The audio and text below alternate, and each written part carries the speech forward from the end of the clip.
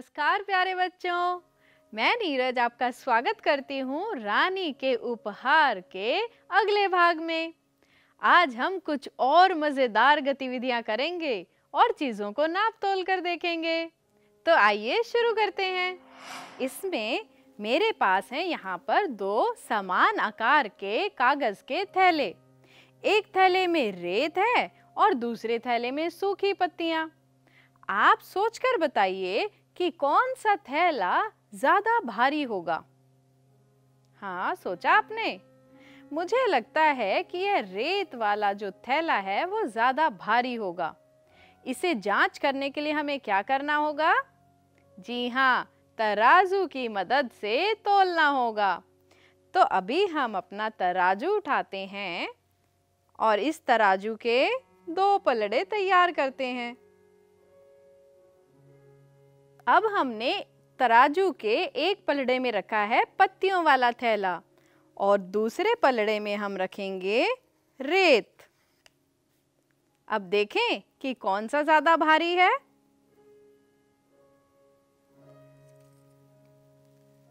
देखिए और बताइए कि पत्तों का वजन ज्यादा है या रेत का।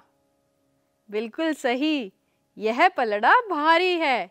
इसका मतलब रेत का वजन पत्तों के वजन से ज्यादा है।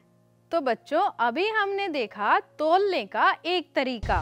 तो बच्चों, इसी माप तोल के खेल को आगे बढ़ाते हैं और कुछ चित्र देखते हैं।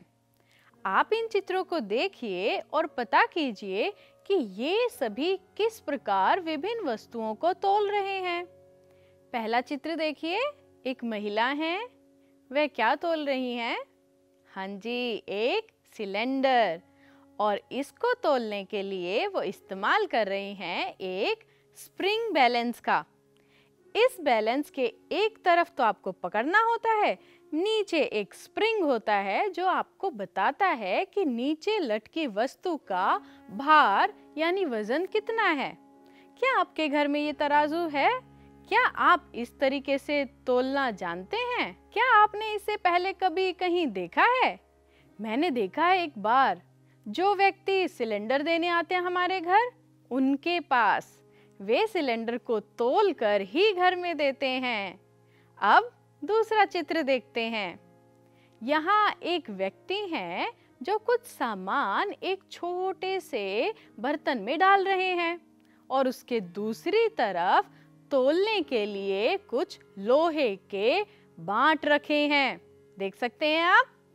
क्या आपने इस तरीके का तोलक कहीं देखा है? हाँ, मैंने तो जरूर देखा है। मेरे पास ही एक परचून की दुकान है, वहां पर। आपने भी देखा होगा कहीं सब्जी वाले के पास या परचून की दुकान पर। हाँ जी, ये वही तोलक है। आइए अब तीसरा चित्र देखते हैं। यहाँ एक उपकरण रखा है और उसके ऊपर मीठे मीठे लड्डू।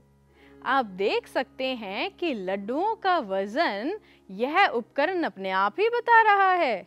देखिए तो क्या लिखा है वहां पर? 1 किलो। यानी कि इस मशीन के ऊपर रखा हुआ वजन है 1 किलो और यह अंकों में अपने आप ही बता देती है। आइए अब चौथा चित्र देखते हैं। यहाँ पर आप देख सकते हैं एक महिला को, जिसने अपने हाथ में तराजू पकड़ा हुआ है। उस तराजू के दो पलड़े हैं। एक पलड़े में बांट रखे हैं और दूसरे पलड़े में सामान यानी कपास, और वो तोलने के लिए बांट का इस्तेमाल कर रही हैं। तो अभी हमने देखे 4 तरीके से तोलने के उपकरण। बच्चों, आपने इनमें से कौन सा तराजू अपने घर या आसपास में देखा है? उस चित्र पर सही का निशान लगाइए जिसे आपने पहले से देखा है। तो बच्चों, चलिए अब चलते हैं हम एक बगीचे की सैर में। और जब भी बात आती है बगीचे की, तो हम भूल नहीं सकते कि वहां पर झूले होते हैं। और एक खास तरह का झूला होता है जिसमें 2 व्यक्ति साथ साथ झूल सकते हैं। इसे हम कहते हैं सी सो। इस तरीके के झूले में दो व्यक्ति आमने सामने बैठते हैं और जो भारी होता है उसका पलड़ा नीचे होता है। तो आज के हमारे बगीचे में कुछ फल झूला झूल रहे हैं, देखना चाहोगे? देखो, यहाँ पर तरबूज और आम दोनों झूला झूलना चाहते हैं। सोचकर बताइए कि तरबूज को कितने आमों से संतुलित किया जा सकता है। आप चित्र की मदद ले सकते हैं। देखिए, एक तरफ एक तरबूज है और दूसरी तरफ हैं कुछ आम।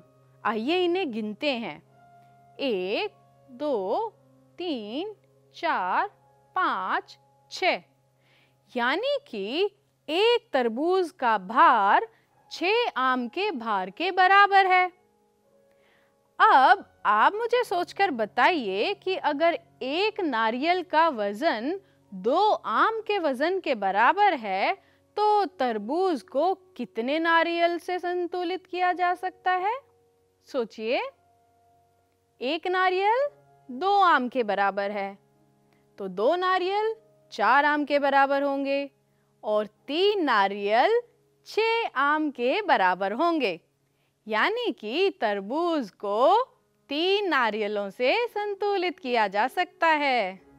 अब बगीचे की सैर के बाद कुछ परियोजना कार्य जो आप घर पर बैठकर कर सकते हैं तो बनता ही है। 1 गिलास नींबू पानी के लिए इन चीजों का इस्तेमाल किया: नींबू का रस, नमक, पानी और चीनी। तो सबसे पहले हम 1 गिलास पानी लेंगे, उसके अंदर 1 चम्मच चीनी डालेंगे।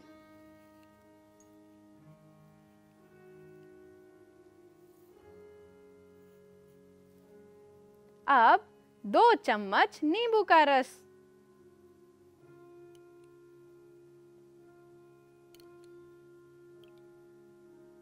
उसके बाद नमक। कितना नमक? चुटकी भर। और इसको मिलाएंगे।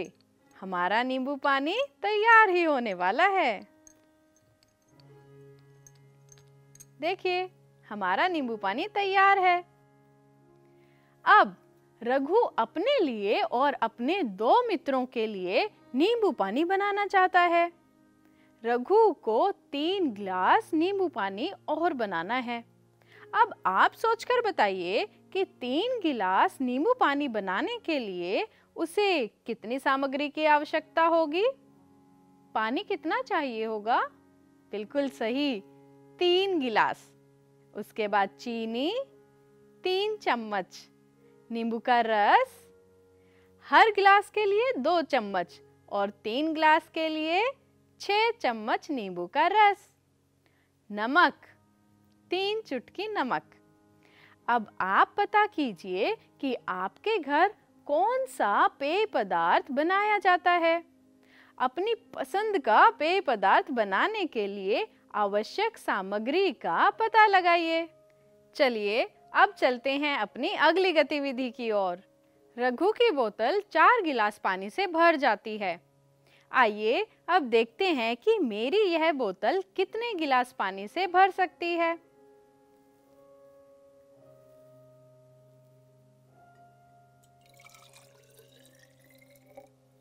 एक गिलास,